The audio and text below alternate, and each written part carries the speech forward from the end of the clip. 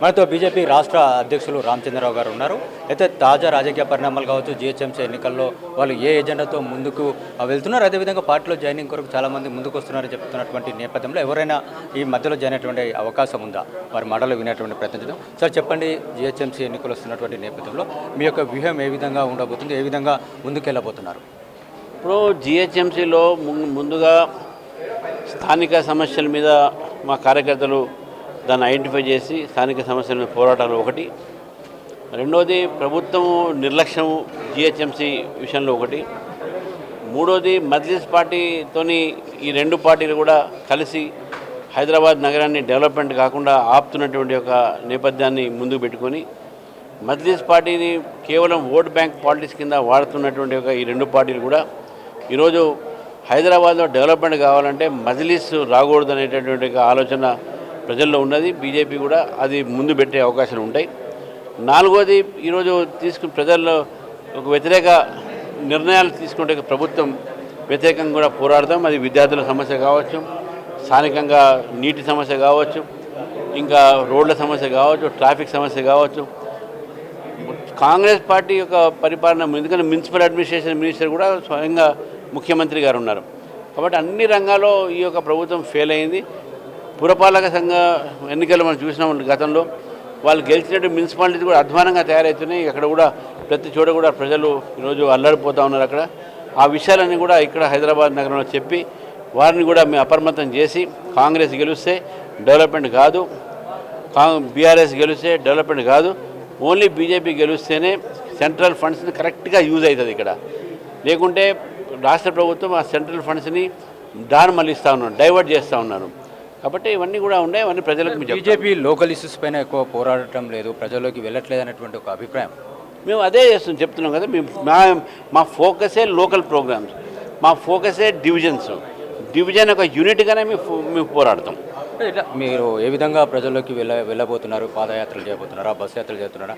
జిహెచ్ఎంసీలో ప్రజలను reach out చేయడం కొరకు ఏ విధంగా ప్రస్తుతం అయితే మా నాయకులు కార్యకర్తలు అందరూ కూడా స్థానిక సమస్యని ఐడెంటిఫై చేసి దాని మీద ముందుగా రిప్రజెంటేషన్స్, ధారణాలు, పాదయాత్రలు, ఇంటికి పోవటం అనేది ఉన్నది.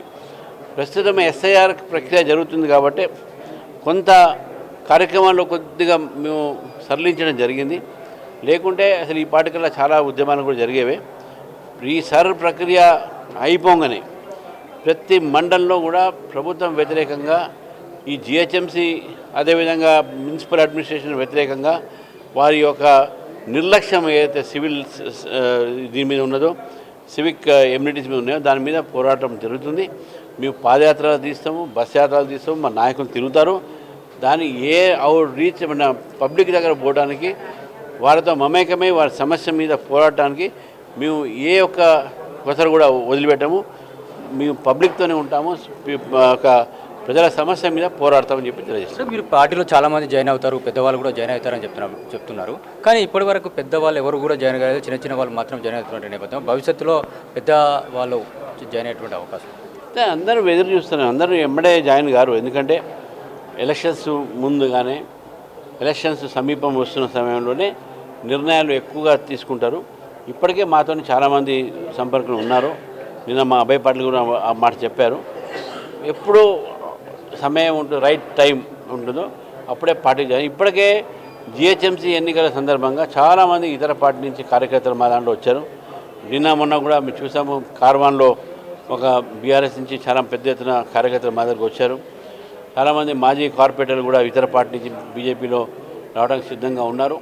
ప్రతిరోజు ఇద్దరు ముగ్గురు ఒక స్థానికంగా పెద్దలు కానీ, విద్యార్థులు కానీ, యువకులు కానీ, సంఘాల్లో నాయకులు కానీ అందరూ కూడా చేరుతూ ఉన్నారు, ఎక్కడెక్కడ చేరుతూ ఉన్నారు.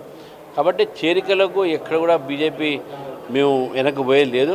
కాకపోతే సమయం వచ్చినప్పుడు పెద్ద మనుషుల్ని మేము ముందుకు తీసుకొస్తాం తెర మీద. మల్లారెడ్డి లాంటి వాళ్ళు జాయిన్ కాబోతున్నారు, ఒక ఎమ్మెల్యే కూడా జాయిన్ కాబోతున్నారు. త్వరలో తెలంగాణ ఒక ఉప ఎన్నిక కూడా వచ్చేటువంటి అవకాశం ఉందన్నటువంటి ప్రచారమే. ఇప్పటికైతే మాకు ఎటువంటి ఒక సంకేతాలు లేవు. సంకేతాలు ఉంటే తప్పకుండా మీడియాకు తెలుస్తుంది. కానీ చాలామంది మాతో సంపర్కం ఉన్నారు. అంతవరకు నేను చెప్పగలుగుతాను. ఎవరెవరు ఉన్నారు అని చెప్పేసి పేర్లు చెప్పడం మంచిది కాదు. సరే చివరిగా చెప్పండి, అంటే పార్టీలో ఉన్నటువంటి ఇంటర్నల్ ఇష్యూస్ అన్ని కూడా సద్దుమణినట్టేనా? బండి సంజయ్, ఈటల రాజేందర్ కూడా రీసెంట్గా సమావేశం అయినటువంటి పరిస్థితి. ఇప్పుడు ఒకటండి, పార్టీ అయిన తర్వాత కొన్ని విభేదాల మనస్పర్ధలు ఉంటాయి. కానీ అది పార్టీ పెరుగుదల మీద కానీ పార్టీ మీద ప్రజల విశ్వాసం మీద కానీ అది దాని యొక్క ప్రభావం పడకూడదు. కాబట్టి ఆ ప్రభావం పడకుండా ఈరోజు మా నేతల మధ్యన ఒక ఏదైనా ఎక్కడైనా మనస్పర్ధలు ఉన్నాయనంటే దాన్ని తొలగించడానికి అన్ని ప్రయత్నాలు జరుగుతున్నాయి. అటువంటి ఏమీ లేదు, అందరు కలిసిమెలిసి పనిచేసేటటువంటి ఆలోచనలు ఉన్నారు.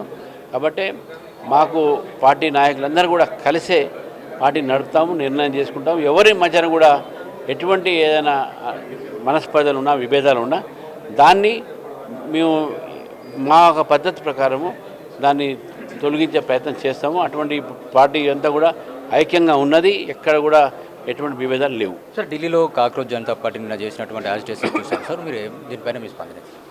ఇప్పుడు దాంట్లో పేరు కాక్రోచ్ జనతా పార్టీ పేరు మార్చారు అంతే.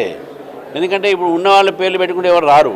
కాబట్టి ఏదో కాక్రోచ్ జనతా పార్టీ పెట్టి దాంట్లో ఉన్నదంతా ఎవరైనా లెఫ్టిస్టులు, అల్ట్రా లెఫ్ట్లు, కాంగ్రెస్లు, ఆమ్ ఆద్మీ పార్టీ వీళ్ళే కదా ఉన్నది. ఎవరు కొత్త ఏముంది? It's the old wine in new bottle. ఇది రామచంద్రరావు గారు చెప్తున్నటువంటి విషయము. జిహెచ్ఎంసీలో ప్రజా సమస్యలపైన పోరాటం చేస్తామని కూడా చెప్పారు. చాలామంది కూడా పార్టీలో జాయిన్ అయ్యేందుకు కొరకు సిద్ధంగా ఉన్నారనేటువంటి విషయం వారు చెప్తున్నారు. సమయం వచ్చినప్పుడు ఎవరు పార్టీలో జాయిన్ అయిపోతున్నటువంటి విషయాన్ని కూడా స్పష్టం చేస్తామని చెప్పేసి వారు చెప్తున్నారు. పార్టీలో మనస్పర్ధలు ఏమైనా ఉంటే కూడా మేము కలిసి కూర్చొని పరిష్కరించుకుంటామని చెప్పేసి మాట వారు మాట్లాడుతున్నారు. కెమెరామెన్ సంతోష్తో మహేష్, ఎన్టీవీ, హైదరాబాద్.